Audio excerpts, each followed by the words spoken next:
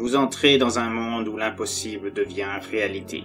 Un lieu où les frontières de la peur n'ont plus de limites. Les territoires où psychopathes, démons et autres créatures font de vos cauchemars un quotidien auquel vous ne pouvez échapper. Ce monde, je l'ai créé rien que pour vous. Entrez et venez affronter avec moi ce qu'il y a au-delà du portail, des histoires de l'autre monde. Bonjour à vous, chères créatures. L'histoire qui va suivre me permet de retrouver l'univers de Lovecraft dont vous savez qu'il est à l'origine de ma vocation d'écrivain et de conteur. Une histoire écrite à l'occasion d'une soirée spéciale sur un serveur Discord et qui m'a permis d'explorer un peu plus l'une des races des créatures évoquées à la fin de Necronomicon Quest et de leur donner un rôle plus important. Dans ce récit, vous allez suivre un étudiant de l'université de Miskatonic dont la curiosité va l'amener à découvrir une pièce secrète au sein de la bibliothèque de l'établissement et des révélations qu'elle contient. Alors prenez place et suivez-moi en plein cœur des territoires de l'autre monde. La porte de Mrilto. J'ai erré tant de fois au sein des couloirs de l'ignorance dans ma petite vie insignifiante que j'ai fini par développer un fort sentiment de curiosité, un peu malgré moi, et sans que je puisse en contrôler tous les aspects. Parfois, cette envie de savoir m'a poussé à braver des interdits à l'insu de mes professeurs, qui ne pouvaient me donner de réponse à mes questions, celles-ci fusant en permanence dans ma tête. Mon cerveau est parfois comme un volcan prêt à entrer en éruption dès qu'un sujet me passionne et que je veux en savoir toujours plus. Et quand je ne trouve pas d'oreille attentive, de compréhension de la part de mes interlocuteurs à qui j'ai quémandé un semblant d'information, je ne peux m'empêcher de briser les règles qui me font obstacle, pousser les portes me faisant front avec arrogance, afin de nourrir ma soif de culture. Cela m'a valu parfois quelques ennuis avec le directeur de l'université de Miskatonic. De nombreuses fois, j'ai dû affronter son regard désapprobateur sur mes actions. Malgré tout, celui-ci a toujours su faire preuve de compréhension à mon égard, excusant ma fougue et ma jeunesse. Sans doute y a-t-il aussi le fait qu'il connaissait bien mon passé assez tumultueux bien plus que les autres. Ces petits détails que personne ne soupçonne, et volontairement masqués au grand public, afin que je n'en pâtisse pas d'un point de vue psychologique. Une volonté de préserver mon statut et ma dignité envers un microcosme de gardien de l'autorité, acceptant mal tout écart envers un règlement strict au sein de l'université. Jusqu'à présent, j'avais pu éviter les foudres de mes frasques, grâce à cette empathie à mon encontre de la part du directeur. Mon père était un de ses amis d'enfance, il faut dire, avant de devenir un collègue du temps où il était simple professeur. Et j'ai cru comprendre qu'ils se considéraient presque comme des frères. Quand mon père a péri dans cet accident de la route avec ma mère à son bord, alors que j'étais en plein voyage d'études dans le but de parfaire mon allemand un peu chaotique, il a été pendant de longues semaines incapable d'exercer. Tellement la peine qu'il emplissait le submergeait et l'empêchait de réfléchir à quoi que ce soit d'autre. Il a aussi été un des premiers à se porter volontaire pour m'aider à bénéficier d'une chambre au sein d'un des bâtiments du campus. Une manière pour lui de veiller à ce que je ne pâtisse pas de la perte de mes parents. Comme une sorte de mission en quelque sorte qu'il s'est imposée dès lors qu'il a su que je faisais partie de ses élèves. Un rôle de protecteur qu'il a continué d'exercer après avoir obtenu le poste de directeur de l'université. Lui valant parfois l'incompréhension des professeurs, lui signifiant qu'il était trop indulgent envers moi, du fait du souvenir de son ancien meilleur ami. Je dois reconnaître que j'ai un peu tendance à profiter de cette protection pour augmenter toujours plus mon savoir, en pénétrant dans des endroits interdits aux élèves, dans le but d'avoir accès à des livres pouvant répondre à mes attentes de connaissances sur les civilisations anciennes et leurs rites, que beaucoup jugent hérétiques ou appartenant au domaine du délirant. La mort de mes parents a vraisemblablement influencé ce besoin de connaître ces œuvres blasphèmes selon l'Église, et les bien-pensants parmi les personnes qui me servent de professeur, ne voyant en moi qu'un petit voyou sans avenir, ne s'intéressant qu'à des futilités, des écrits n'ayant aucune valeur scientifique digne de ce nom. Mais je n'ai jamais été d'accord avec ce point de vue de leur part, jugeant ces livres stupides selon leurs critères d'interprétation, au contraire comme des éléments indispensables à trouver le moyen de trouver le passage me permettant de ramener mes parents à la lumière du soleil, eux qui sont plongés dans les ténèbres de la mort depuis bien trop longtemps à mon goût. Après tout, si ces livres ont été écrits, c'est bien pour qu'on les lise. Alors pourquoi les parquer dans des lieux indignes de tout le savoir qu'ils contiennent, simplement parce qu'ils ne répondent pas à une certaine normalité d'éducation? Je ne peux accepter ce fait. Et c'est la raison pour laquelle je m'évertue à découvrir ces héritages d'une culture qui échappe à ces érudits, quel que soit l'endroit où ils se trouvent. Et ce, même si je dois passer par des méthodes prohibées pour que mon regard se pose sur eux. C'est en suivant l'un de ces instincts de recherche que je suis tombé par hasard sur une porte dérobée, au sein d'une aile désaffectée de la bibliothèque de Miskatonic. Après avoir trompé la vigilance du surveillant des lieux aux allures d'un cerbère, par sa stature imposante et son faciès assez patibulaire. C'est grâce à l'aide inattendue d'une petite troupe d'insectes se baladant le long des murs de cet endroit où l'humidité régnait en maître, alors qu'ils s'étaient glissés sous un espace qui avait échappé à ma vigilance, que je découvris le lieu qui allait changer ma notion de la vie, de l'éternité, et même du statut d'être humain dans son ensemble. Un lieu qui se présentait comme un véritable antre du savoir interdit, et où j'allais, pour la première fois, lire le nom de celle qui allait me faire commettre la pire des erreurs possibles. Priya, surnommée la lumière de Yit, une prêtresse, quasi-divinité datant de l'Égypte antique, ayant influencé nombre de despotes guerriers, et ayant conduit à des carnages horribles au nom d'un culte dont elle était la dirigeante, obéissant à des créatures d'une autre dimension, dont la puissance n'avait d'égal que leur cruauté et leur indifférence sur le devenir de l'être humain. Ou plus précisément, elle partageait son corps avec l'un de ces êtres, la contrôlait et lui dictait ses actes en leur nom. Des créatures ayant des desseins obscurs concernant les habitants de la Terre, symbolisant la terreur par la simple évocation de la plus terrible de leurs prêtresses, et représentante principale de leur race, Priya. L'un des livres présents dans ce lieu dont la chaleur suffocante faillit me faire perdre conscience à plusieurs reprises, attira particulièrement mon attention. Un ouvrage fait d'une étrange texture, ressemblant à du cuir, et pourvu de signes ésotériques étranges, de dessins constitués d'une encre rougeâtre que je ne parvenais pas à définir, et de formules aux allures d'invocation et autres rituels. Les écrits du livre présentaient plusieurs formes de langage, composés de ce qui ressemblait à du mésopotamien, à de l'égyptien, du latin, et un autre qui m'était totalement inconnu. Mais à vrai dire, seul ce dernier langage, le mésopotamien, ou ce qu'il semblait qu'il était, donnait l'impression d'être le lettrage d'origine. L'égyptien et le latin qu'on trouvait sur certaines pages semblaient plus être des formes de traduction des lignes du livre, afin de rendre son contenu plus compréhensif. Je pris le livre avec moi afin de l'étudier plus en détail dans ma chambre, sortant de la pièce aussi discrètement que j'y étais entré, et me mélangeant aux autres élèves pour me diriger vers la sortie de la bibliothèque. Je passais des nuits entières à tenter de comprendre le langage du livre, m'aidant des traductions en égyptien et en latin, essayant de trouver des similitudes avec d'autres écrits similaires issus de civilisations peu connues, car ayant eu un impact faible sur l'histoire. Au bout de plusieurs semaines, je fus récompensé de mes efforts, et parvins à comprendre plusieurs pages. Beaucoup d'entre elles concernaient l'histoire de la Terre bien avant que l'homme y fasse son apparition, et de l'impact de créatures sur l'évolution des civilisations à travers les siècles. Les créatures venant d'une sorte de monde parallèle à la Terre de ce que j'étais parvenu à comprendre. Et, chose plus étonnante encore, elles étaient clairement définies comme ayant permis à l'homme d'être ce qu'il est aujourd'hui, avant d'être détruite par une autre race leur étant supérieure, les polypes volants. Cependant, leur faculté de projeter leur esprit à travers le temps et l'espace leur a permis de survivre en investissant les corps de femmes et d'hommes de diverses civilisations. Car de ce que dit également le livre, l'Égypte n'a pas été la seule à subir l'influence des Ikians, le nom donné à ces créatures. La plupart des grandes civilisations de notre histoire ont eu leurs prêtresses, habitées elles aussi par une de ces créatures. Romains, Aztèques, Grecs, et même d'autres supposés appartenir à des légendes, l'Atlantide et Mu.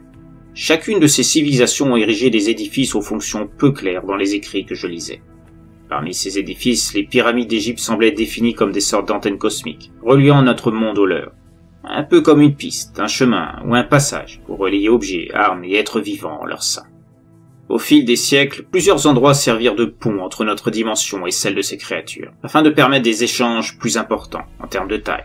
Et parmi ceux-ci figurait l'endroit où j'avais trouvé le livre, dans les sous-sols de la bibliothèque. En dessous de la pièce découverte, se trouvait une porte antique. La porte de Mrilto, une sorte d'accès au monde et à la dimension de ces créatures à l'allure indescriptible sous leur vraie forme, mais ayant adopté une forme conique aux multiples protubérances du temps de l'arrivée sur Terre, s'appropriant le corps d'espèces de cette époque. Après leur déclin dû aux polypes volants, ils prirent une forme insectoïde, projetant leur esprit dans d'autres espèces, et pouvant donner une explication aux visions de certains témoignages de personnes ayant juré avoir été en contact visuel de ce type, à plusieurs époques de l'histoire de la Terre. Sans doute que ces témoins ont eu accès ou ont réveillé par inadvertance les corps des prêtresses affiliées au lieu où se situent ces portails vers leur dimension, avant que ceux-ci ne retombent dans leur sommeil, et fermant l'accès à l'endroit où ils se trouvaient, en n'ayant pas trouvé l'intelligence qu'ils recherchaient dans le cerveau de ces éveilleurs, capables de comprendre les écrits pour ouvrir les portes. Pour actionner ces dernières, comme celles situées sous l'endroit que j'avais découvert, il fallait procéder à un acte permettant le réveil de la prêtresse présente, dont le corps était conservé au sein d'une pièce secrète. Mélange d'insectes et d'humains. Il en était de même aux autres endroits spécifiques sur Terre, au nombre de 12, situés sur des nœuds de lignes telluriques, et donc porteurs d'une immense énergie mystique, comportant chacun une prêtresse, un livre servant de mode d'emploi et une porte à ouvrir. Tnia, Fridli, Straor ne sont que quelques-uns des noms de ces portes.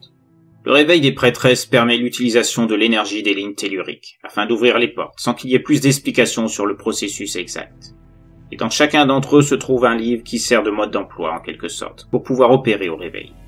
Un système mis en place après que les Itians aient décidé de se mettre en retrait, attendant que l'humanité ait acquis suffisamment d'évolution pour passer au dernier stade du plan prévu par ces derniers. L'ouverture de l'ensemble des 12 portes doit être le signe que les hommes sont prêts à accueillir l'arrivée massive de leur dieu, la preuve qu'ils ont acquis assez d'intelligence pour gagner ce droit. Ce jour-là, quand les 12 portes auront été activées, le ciel se déchirera, et la connexion entre les mondes s'activera. Et ceux qui auront ouvert les portes bénéficieront du savoir ultime, en tant qu'émissaires de l'avènement en quelque sorte. Un échange à double sens, puisque les Itians absorberont dans le même temps les informations nécessaires dans l'esprit de l'éveilleur, pour comprendre le siècle où ils ont été réveillés. Il y avait une suite au test explicatif, mais contrairement aux autres lignes indiquant ce que j'avais lu jusqu'à présent, il n'y avait pas de double traduction en latin et égyptien, et j'ignorais donc le sens de cet avènement à venir. Néanmoins, ma curiosité et la promesse d'obtenir ce savoir ultime me poussaient à devenir l'un de ceux qui ouvriraient l'une des portes, espérant par là même avoir la connaissance requise pour pénétrer le monde des morts et faire revenir mes parents. En tout cas, c'était un rêve auquel je m'accrochais. Ainsi, l'une des nuits suivantes, je parvenais à m'introduire dans l'enceinte de la bibliothèque, en utilisant la petite porte de service située à l'arrière du bâtiment, dont la serrure était facilement crochetable, pour l'avoir déjà fait par le passé. Une fois à l'intérieur, je me dirigeais vers la pièce où j'avais découvert le livre, et suivant les indications que j'avais pu traduire, je tirais sur l'anneau de cuivre situé à côté d'une statue, en partie masquée par la poussière. Une statue montrant un être conique, pourvu d'un unique pied, de 4 sortes de tentacules à son sommet, comme des bras. 2 d'entre eux se terminaient par des pinces. Le 3e était pourvu d'organes indéfinissables.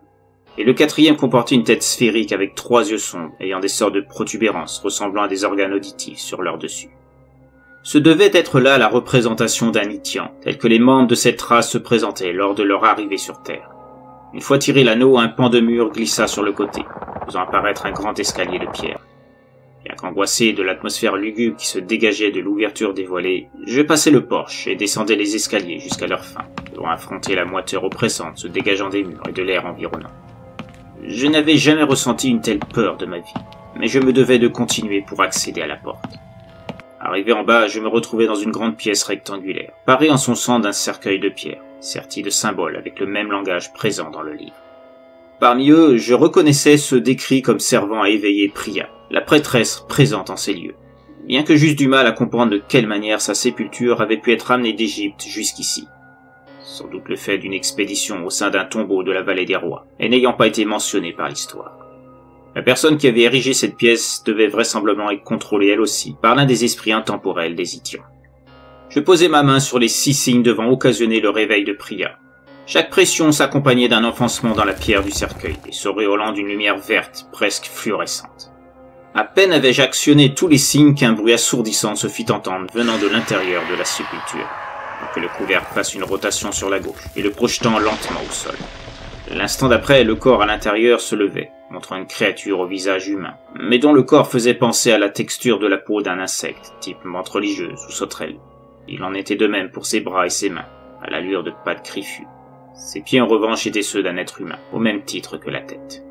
L'être bougeait sa tête dans ma direction, observant. Pour ma part, j'étais tétanisé par cette vision, ne sachant pas si je devais fuir ou attendre la suite des événements. La créature, qui devait être Priya, sortit peu à peu du cercueil, se dressant devant moi avant de s'approcher. J'étais paralysé, subjugué par la beauté du visage de Priya et en même temps horrifié par l'aspect du reste de son corps. Celle-ci s'approchait, mettant son visage tout près de moi, plongeant son regard dans le mien. Elle me donnait l'impression de sonder mon âme à travers mes yeux, comme pour vérifier que j'étais digne de recevoir le savoir promis à celui ou celle qui pratiquerait l'éveil et permettrait l'ouverture de la porte. Puis elle émit un sourire, comme satisfaite de ce qu'elle avait vraisemblablement vu dans mon esprit, avant de se diriger vers un pan du mur. Elle posait ses pattes sur des cavités profondes que je n'avais pas remarquées en pénétrant ici. D'étranges lumières vertes sortirent alors, formant l'encadrure d'une porte, comportant toute une série de signes cunéiformes tout autour. D'un coup, une lumière encore plus éclatante illuminait toute la pièce, plongeant Priya dans un maelstrom luminescent. Elle semblait fondre littéralement sous mes yeux, sa silhouette disparaissant dans la lumière, aspirée par la porte formée, avant de s'évanouir complètement. Peu à peu, la lumière s'estompait pour laisser place à un espace dans le mur d'où émergeait la vision d'un paysage irréel. Bientôt, des silhouettes se dessinèrent dans l'encadrure de ce qui constituait cette porte, la porte de Mrilto, évoquée dans le livre m'ayant conduit ici. Il m'était impossible de dire avec des mots ce qui se montrait à mes yeux, tellement leur aspect était indescriptible au fur et à mesure que les formes s'approchaient de la porte. Arrivés à son seuil, elles stoppèrent leur avancée, dirigeant vers moi des dizaines de petits tentacules sortant de divers endroits de leur corps, progressant vers mes bras, mes jambes, mes oreilles, mon front, s'insinuant à l'intérieur de moi, me procurant une sensation euphorisante, à mi-chemin entre l'extase et une impression de renaissance. Comme si je reprenais le parcours m'ayant mené à mon existence sur Terre en l'espace de quelques secondes. Des milliers d'images parvenaient à mon cerveau, des mots, des langages inconnus qui se traduisaient instantanément au fur et à mesure qu'ils s'installaient dans mon cerveau. Je ressentais un changement au travers de mon être, de mes muscles, la texture de mon sang, de mes cellules. Cette sensation durait un temps indéfinissable, avant que les tentacules se retirent de mon corps l'une après l'autre et retournant à leur propriétaire. Je me sentais autre, différent, pourvu d'un savoir dont je n'aurais jamais soupçonné l'existence. Les créatures de l'autre côté de la porte de Mrilto m'observaient en silence, sans bouger, sans dire un mot. Néanmoins, je les entendais me parler à l'intérieur de mon esprit, me dicter le rôle qui était le mien à présent, en attendant que les autres portes soient ouvertes. J'appris ainsi que 7 autres portes avaient déjà été ouvertes. J'étais le 8e à faire partie de ce nouvel ordre en phase de s'accomplir dans un proche avenir. Celui du retour des Itians, conformément à ce qu'ils avaient prévu avant leur anéantissement par les polypes volants. Je comprenais parfaitement ce que je devais faire dès à présent, entrer en contact avec les autres éveilleurs, me connecter à eux, afin de constituer un esprit unique. La réunion des 12 esprits ayant réussi le test d'ouvrir les portes de Yit signifierait le début d'une nouvelle ère pour la race humaine. C'était comme un puzzle, dont j'étais l'une des pièces. À ce titre, je n'étais pas mis au courant de toute l'étendue du projet des Itians. Tous les éveilleurs ne seraient le sens de tout ça qu'une fois les 12 connectés, et le puzzle mental reconstitué. La porte se refermait peu à peu, effaçant la vision de Yit et ses occupants, avant de laisser place à un mur vide, tel qu'il l'était à mon arrivée ici. Mon instinct conduisait mes pas au dehors de cet endroit, sortant de la bibliothèque et revenant au sein de ma chambre, analysant chacune des informations qui m'avaient été attribuées. Parmi elles, je ne trouvais rien qui puisse m'ouvrir le domaine des morts, mais je restais persuadé que cette réponse me viendrait dès la réunion des 12 et l'avènement des Itians. Il me faudrait m'armer de patience, et très bientôt, une fois leur plan achevé, je reformerais ma famille au sein du nouveau monde qui allait se mettre en place dans un avenir proche. Une curiosité trop poussée peut amener souvent à se retrouver dans des situations échappant à tout contrôle, dont il est difficile de se sortir, amenant des choix et l'impossibilité de revenir en arrière.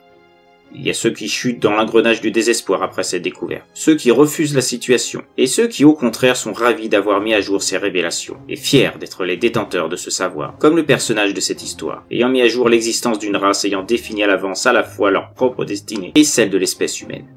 Un destin dont les rouages restent masqués jusqu'à l'avènement promis par l'ouverture des 12 portes. Mais il est temps de vous laisser, et de vous dire à très bientôt pour une nouvelle histoire de l'autre monde.